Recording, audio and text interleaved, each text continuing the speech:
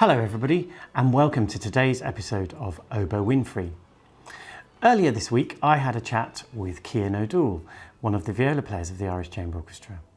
Cian's been in the orchestra for about 20 years, unbelievably, and we talked about music and enduring friendships and how playing in the Irish Chamber Orchestra brings us all together as friends. So Cian, what's it like playing in a professional orchestra with people that you went to school with? It's great actually. I've got a lot of connections actually with people going back over the years. Some people longer than others, and it gives it an added extra little personal something. Do you think it changes the way we make music because we're really friendly with each other? Absolutely. I think that's the sort of that's one of the best sort of things about the ICO is I think that friendly atmosphere that we managed to create. And now I have, obviously a connection with all my other colleagues that I haven't known since I've been a teenager.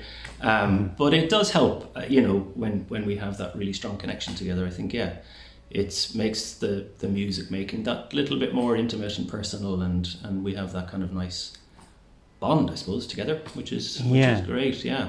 So the thing about connection, I suppose, it's a great way to have made friends when you were younger by playing music. Absolutely, and it's what I say to all of my own students now is that, especially when they're very little and they're only beginning and they're starting, and maybe the first few years there might be a sort of a bump or so along the road, and I always say, just keep at it until get to when you start playing in orchestras, and then that's when you really reap the rewards. You make the friends, all the sort of social stuff kicks in, and we all still have those friends from those days.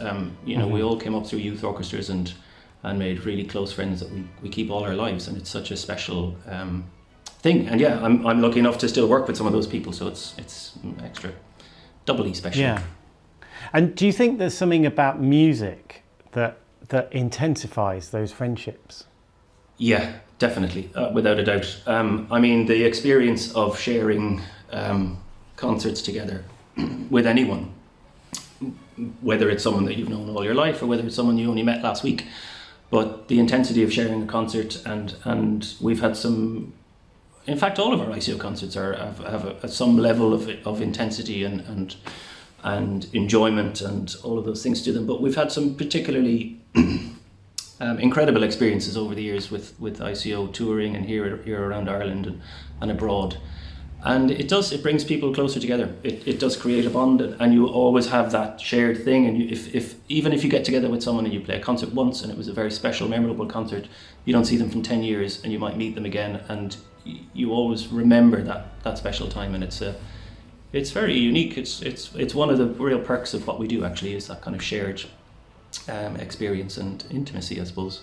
Even when we're just having our cup of tea in the break, or when we're waiting at the airport, and we enjoy each other's company, and it's very important. We have a good working environment, which is great. Yeah.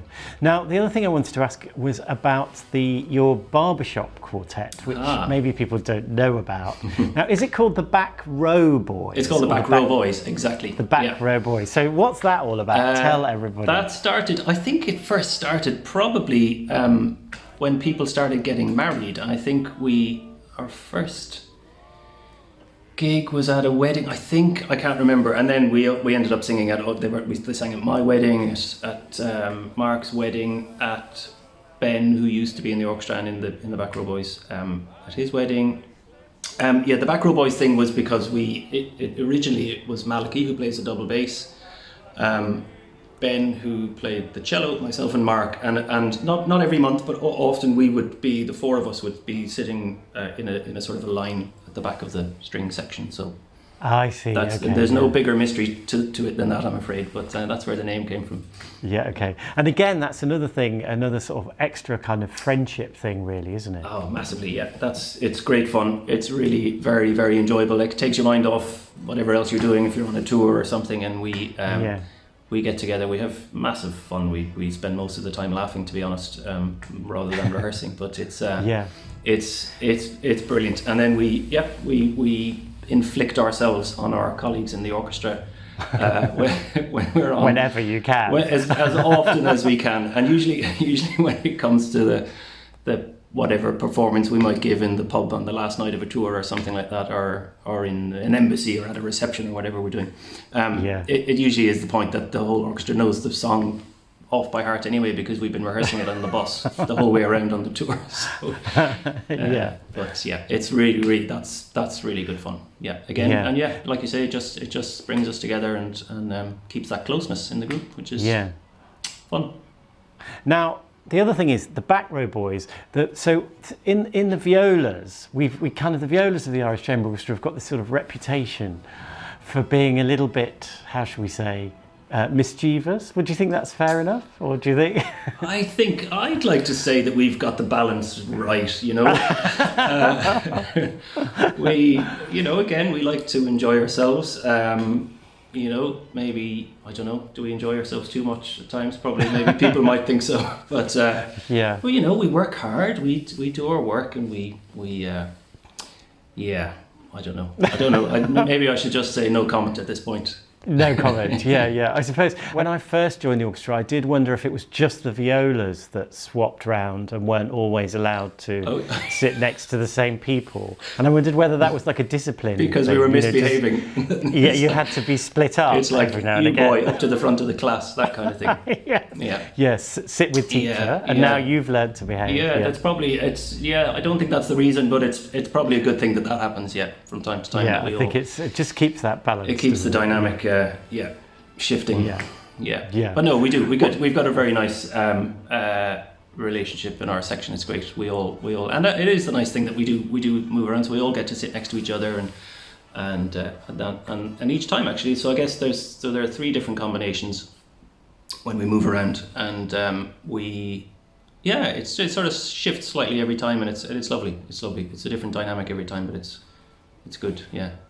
Well, I think for the people at home, for our audience members, I think we should just give them a bit of a heads up to just keep an eye out when Cian and Mark are sitting next to each other. And Mark's the really tall one, okay? Nothing to do with me. Nothing to do with me. Right. On that note, Cian, thank you very, very much. It's an absolute pleasure today. Pleasure. It's really nice to hear you and see you, and hopefully I'll see you in the flesh very soon. I hope so, Matthew. Great to chat. Thank you. Thanks a lot, Cian. Bye. Bye-bye.